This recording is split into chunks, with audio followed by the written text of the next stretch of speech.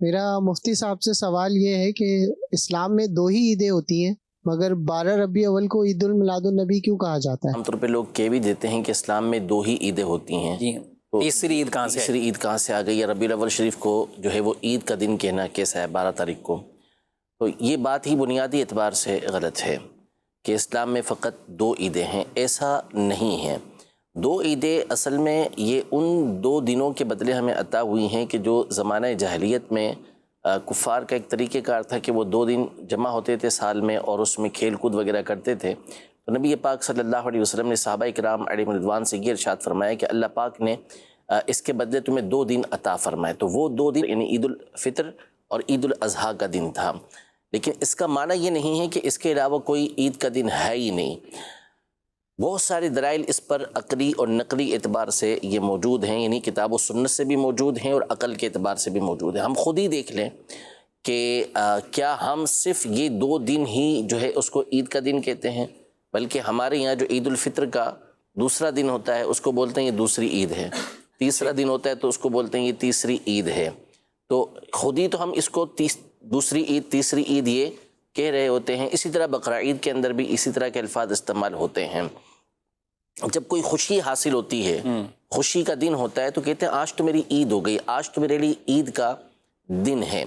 عرب دنیا کے اندر جب آپ جائیں گے تو وہاں پر جو ان کی آزادی کا دن ہوگا تو اس کو یہ بولتے ہیں عید الوطنی، یعنی وطن کے آزاد ہونے کے دن کا یہ نام رکھتے ہیں عید، کہ اس دن خوشی حاصل ہوئی. تو عید بنیادی اعتبار سے اس دن کو کہا جاتا ہے کہ وہ خوشی کے جو لوٹ لوٹ کر آئے. عید کا معنی ہے وہ خوشی جو لوٹ لوٹ کر آئے.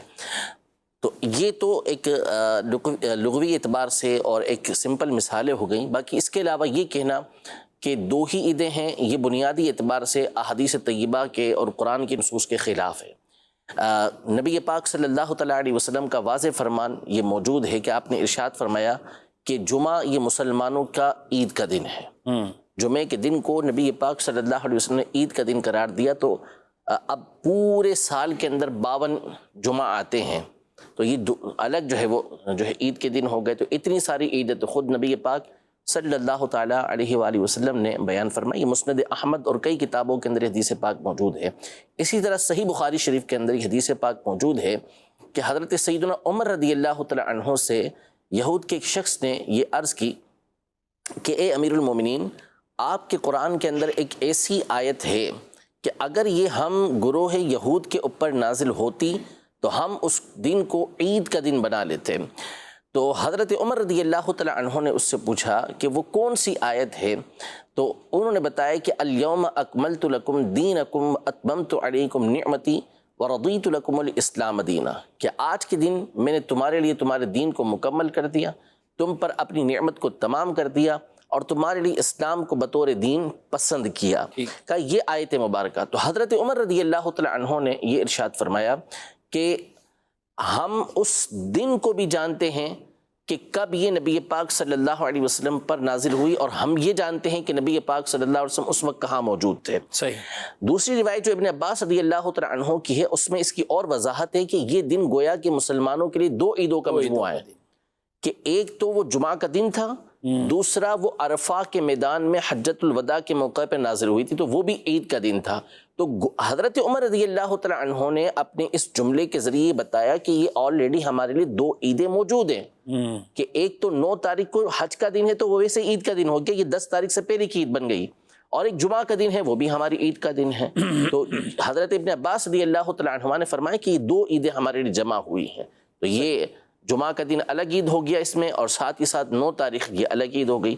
اسی طرح قرآن مجید فرقان حمید کی مشہور آیت مبارکہ ہے کہ حضرت سیدنا عیسیٰ علیہ نبینا و علیہ السلام سے جب ان کے ساتھیوں نے یہ کہا کہ آپ اللہ کے پاک کی بارگاہ میں یہ دعا کریں کہ اللہ پاک ہمارے اوپر آسمان سے دسترخوان کو نازل فرمائے، تو حضرت عیسیٰ علیہ السلام نے ان سے گفتگو کے بعد اللہ پاک کی بارگاہ میں یہ عرض کی کہ ربنا انزل علینا مائدۃ من السماء، کہ اے اللہ ہم پر آسمان سے تو دسترخوان کو نازل فرما، تکون لنا عیدا لاولینا و آخرینا، تاکہ یہ دسترخوان کا اترنا ہمارے لیے اور ہمارے بعد والوں کے لیے یہ عید کا دن بن جائے، یعنی اللہ پاک کی طرف سے نعمت نازل ہو رہی ہے تو اب وہ ہمارے لیے تو عید ہے ہی، ساتھ ہی ساتھ جو بعد میں آنے والے افراد ہیں ہمارے، تو ان کے آباء و اجداد کے اوپر یہ نعمت ہو رہی ہے تو ان کے لیے بھی وہ عید کا دن قرار پائے گا۔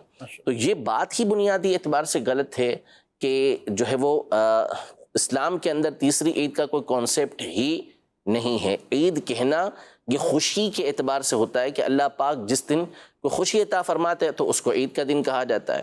کسی بڑی شخصیت سے ملاقات ہو گئی تو کہتے ہیں آج تو میرا عید کا دن ہے۔